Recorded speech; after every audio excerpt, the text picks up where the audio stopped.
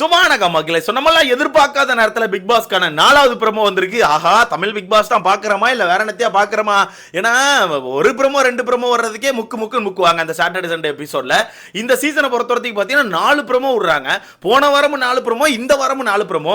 அப்போ Tamil big pass develop ஆகிட்டு நினைக்கிறீங்களே, develop ஆகிட்டு. ஆமாம், அது என்னமோ கரெக்டு தான். ஏன்னா உள்ள பார்த்துருப்பீங்க, ஹிந்தி பிக் பாஸ் மாதிரி டெவலப் ஆகி போயிட்டு இருக்குது. இன்னும் ஒரு சில விஷயங்கள் மட்டும் தான் ஓப்பனாக நடக்கல. அதுவும் நடந்துட்டுனா அவ்வளோதான், பேரை மாற்றிடலாம். நம்ம பேசாம தமிழ் பிக் பாஸ் வைக்கிறக்கு போல ஹிந்தி பிக் பாஸ் நம்ம வச்சுட்டு போயிடலாம். அந்த அளவுக்கு டெவலப் ஆயிருக்காங்க. பட் பரவாயில்ல, 4 ப்ரோமோ விட்டுருக்காங்க. ஆனா 4 ப்ரோமோ வந்திருக்க எபிசோட்ல தரமான கண்டென்ட் இருக்குன்னு மட்டும் நீங்க நம்பிடாதீங்க. அவ்வளவுதான், அங்க கவுத்து வச்சிருக்காங்க. ரொம்ப ரொம்ப ரொம்ப கவுத்து வச்சிருக்காங்களா. வெறுமனைக்கு பேசிட்டே இருக்கதா கேள்விப்பட்டேன். சரி பரவாயில்ல, நம்ம தலைவிதி இந்த சீசன் இப்படி தான் நம்ம பார்த்தாகணும். ஸோ இந்த ப்ரோமோல சேதனை வீட்டுக்குள்ள ஒரு டாஸ்க் வைக்கிறாங்க. எப்படி இந்த ப்ரோமோல சேதனை வீட்டுக்குள்ள ஒரு டாஸ்க் வைக்கிறாங்க. இந்த டாஸ்க்கு பேரு இருமுகம் கொண்டவர். எப்படின்னா சில பேர் என்ன பண்ணுவாங்கன்னா, சிரிச்ச மெடிக்கும் பேசிட்டு இருப்பாங்க, டக்குன்னு அந்த பக்கமே ரகட் மோட்லேயும் ஒரு மாதிரி இது பண்ணிட்டு இருப்பாங்க. உங்ககிட்ட நல்லா பேசிட்டு இருந்த மாதிரி இருக்கும், உங்களை பத்தி பின்னாடி போய் வேற மாதிரி பண்ணிட்டு இருப்பாங்க. அந்த மாதிரி 2 ஃபேஸ் கொண்டவங்க யார் இந்த வீட்டுக்குள்ள அப்படின்னு சொல்லி கேட்டிருக்காங்க.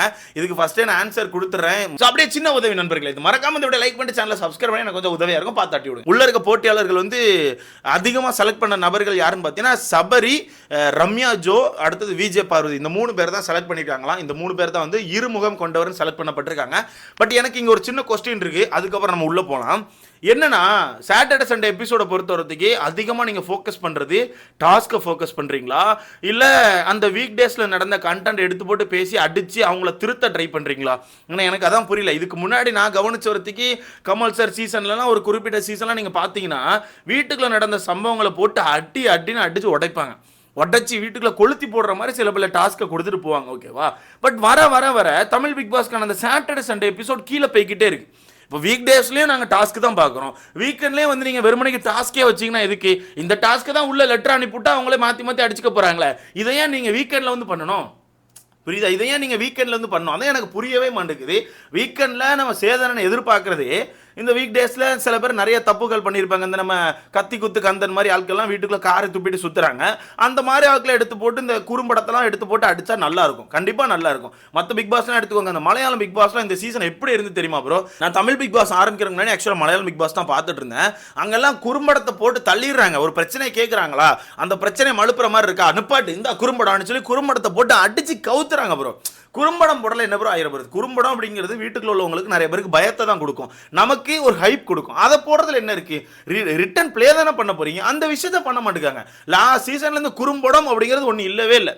ஏதாவது ஒரு குறும்படம், ஏதாவது ஒரு பிரச்சனை மாற்றி பேசின ஆட்கள் எதையா உன்னை பிடிச்சி இப்படி பேசினியா இல்லையா, பேசலன்னு சொல்றியா, இந்த குறும்படம் இந்த மாதிரி போட்டால் சாட்டர்டே சண்டே எபிசோட் நல்லா இருக்கும். சும்மா நாச்சகம் வந்துட்டு எனத்தையா ஒரு டாஸ்க்கை வச்சுட்டு அதையே இழுத்து அந்த ஆளை சாட்டர்டே சண்டே எபிசோட முடிச்சிடணும்.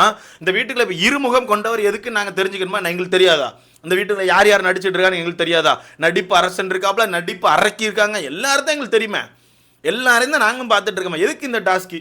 ஒன்று சொல்றது நண்பர்களே, ஒன்று சொல்றதுக்கு இல்லை. சேதனும் வர வர ஏன்னு தெரியல இந்த மாதிரி போயிட்டு இருக்காங்க. டீம் சரியில்லைன்னு நினைக்கிறேன். டீம் கொஞ்சம் எல்லாத்தையும் நீங்க கவனிக்கணும், அவங்க கவனத்தில் கொண்டு வாங்க, அவ்வளோதான் சொல்ல முடியும். இதில் வந்து நம்ம கெமி அவர்களை வந்து விஜய் பார்வதியை சொல்றாங்க. என்ன சொல்றாங்கன்னா, அவங்களோட ஒரு ஃபேஸ் வந்து எப்போ பார்த்தாலும் சண்டை போட்டுக்கிட்டே இருக்கும், எப்போ பார்த்தாலும் சண்டை போட்டுக்கிட்டு கத்திக்கிட்டே சுத்திட்டு இருப்பாங்க. அதே மாதிரி இன்னொரு ஃபேஸ் பார்த்தீங்கன்னா ஒரு மாதிரி காமா காமிச்சிக்கிறாங்க, அந்த மாதிரி சொல்றாங்க. அது எல்லாருக்கும் தெரிஞ்ச விஷயம். அடுத்த விக்கல் சுக்கரம் ஒரு பாயிண்ட் வைக்கிறாரு, இதுதான் தரமான பாயிண்ட். விக்கல் சுக்கரம் என்ன சொல்றாருன்னா, நானும் பார்வை சொல்றேன் சார், நேற்று ஒரு சம்பவம் நடந்துச்சு. வீட்டுக்குள்ள வந்து ரேம்ப் வாக் வச்சிருந்தாங்க. அந்த ரேம்ப் வாக்ல 2 பேரை எல்லாரும் பிரிச்சு விட்டுருந்து. அதுல விஜய் பார்வதிக்கு திவாகர் அவர்களை கொடுத்திருந்து. ஆனா திவாகர் அவர்களை கொடுத்த உடனே இல்ல நான் பண்ண மாட்டேன், எனக்கு திவாகர்லாம் வேணாம், அப்படிலாம் நான் பண்ண முடியாது, எனக்கு அது செட் ஆகாது அப்படின்ற மாதிரி ஒரு மாதிரி பேக் அடிச்சாங்க சார். அது பார்க்கும்போது ஏதோ ரொம்ப டிஃபரெண்டா இருந்துச்சு. அப்போ ஃபேக்கா பழகுறாங்களோ? ஏன்னா திவாகர்கிட்ட அண்ணன் சொல்லி ஜாலியா பேசுறாங்க. ஒரு டாஸ்க்ல அண்ணன் கூட தூக்கி போட்டோன்னே அந்த டாஸ்க்ல நான் வந்து பிரசன்டபிளா இருக்க மாட்டேன்னு சொல்லிட்டு பேக் அடிக்கிறதுலாம் ரொம்ப மோசமா இருந்த மாதிரி இருந்துச்சுன்னு சொல்லிட்டு விக்கல் சுக்கரம் போட்டு உடச்சிட்டாப்ல. இது உண்மை, நேத்து நடந்த சம்பவம். அதனால தான் நேத்து அந்த ரேம்ப் வாக் அப்போ கடைசியில் விக்கல் சுக்கரமும் சபரி அவர்களும் 2 பேரும் சேர்ந்து அவரை நடக்க விட்டு முத்தத்தெல்லாம் கொடுத்து அவரை வந்து சிரிக்க வச்சிருப்பாங்க. ஏன்னா இவங்க 2 பேரும் பிரிச்சு விட்டுருக்காங்க ப்ரோ. விஜய் பார்வதி திவாகர் நீங்க 2 பேரும் நடங்கன்னு சொல்லி பிரிச்சு விட்டுருக்காங்க. ஏன்னா இவங்க 2 பேர் தான் க்ளோஸா இருந்தாங்க, அதனால பிரிச்சு விட்டுருக்காங்க. பிரிச்சு விட்ட உடனே விஜய் பார்வதி என்ன சொல்றாங்கன்னா, பண்ண மாட்டேன், இவருக்குள்ள நான் பண்ண முடியாது, அது என்ன நீங்க வந்து ஆள் பார்த்து பிரிச்சு விடுறீங்களா, எனக்கு மட்டும் என்ன இப்படி கொடுத்துருக்கீங்க அப்படின்ற மாதிரி ஒரு மாதிரி பேசிட்டு நான் பண்ண மாட்டேன் அப்படின்ற மாதிரி போய் உட்காந்துட்டாங்க. அப்போ அந்த இடத்துல திவாகர் ஒரு மாதிரி ஃபீல் பண்ணிட்டார். ஒரு மாதிரி ஃபீல் பண்ணி அவரால் பேசக்கூட முடியல. அவர் போயிட்டு வா பண்ணலாம் ஜாலியாக இருக்கும்னு அவரால் பேசக்கூட முடியல. ஏன்னா இவங்க பேசுகிற விஷயங்கள் அப்பீரன்ஸை வச்சு தான் பேசுகிறாங்க.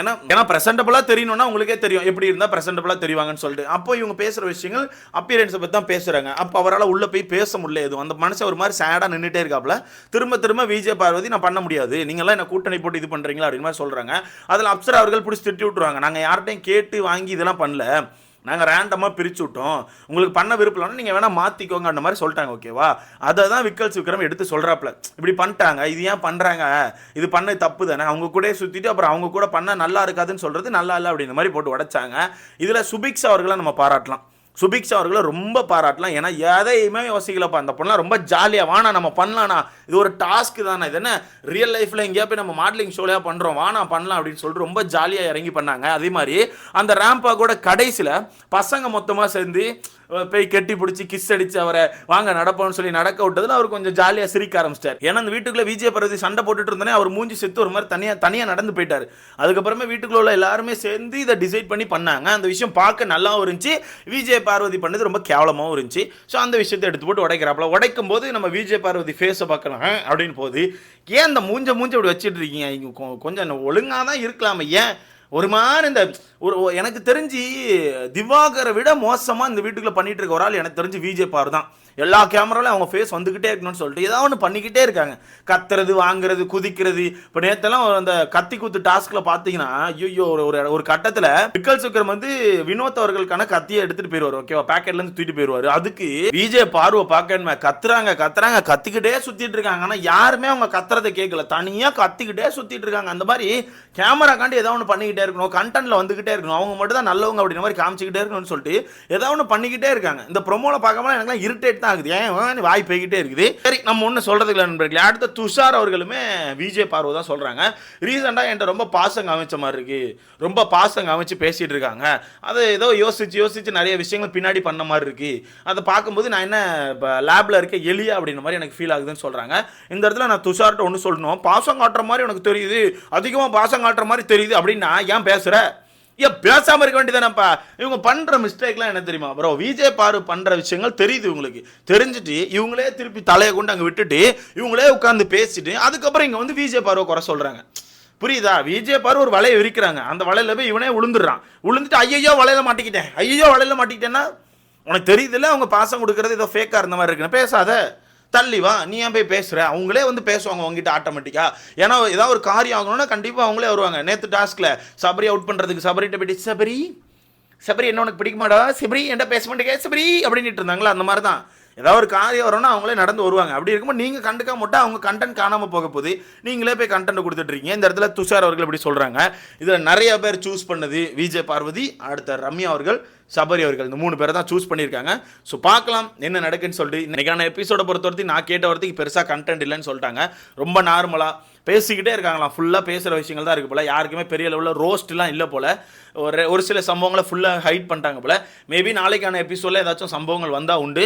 ஸோ பார்க்கலாம் ஏதாவது சம்பவங்கள் இருக்கான்னு சொல்லிட்டு. அப்படி ஏதாவது சம்பவங்கள் இருந்துச்சுன்னா நான் வந்து எபிசோடுக்கு முன்னாடி, எபிசோடு ஆரம்பிக்கிறதுக்கு முன்னாடி லைவ் வரும் ஒரு 9 மணிக்கு, நம்ம அதில் பேசலாம். பாய்.